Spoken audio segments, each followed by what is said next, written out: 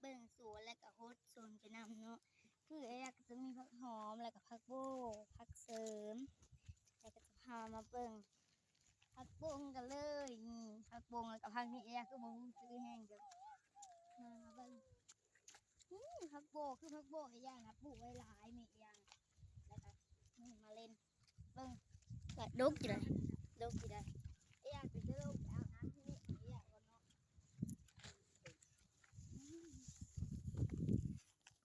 นี่ทุกคนพักโคตรงามเลยเนาะ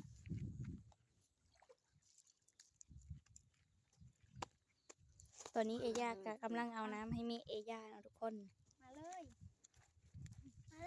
นี่หาปลาแห้งนี่มาลากกับนี่นี่ทุกคนมาละก็มีเลยทุกคนนี่ว้าวคือมีอบมะเขือจะมาโฮสมะเพชรเนาะมะเพชรก็มะเขือเดี๋ยวก็จะลงไปตักน้ำก่อนจับมาเลย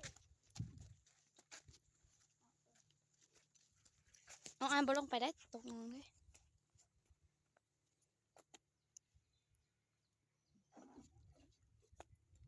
ได้แล้วไอ้ยากันจะไปโฮสกันเลยไปกันเลยทุกคน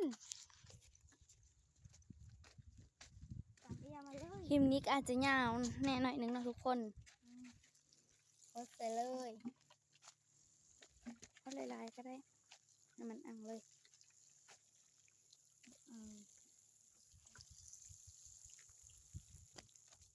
เดี๋ยวก็ต้องไปตักน้ำอยู่ในนี้เนาะว่าถ้าจะทางนั้นก็ไก่โคตรเนาะ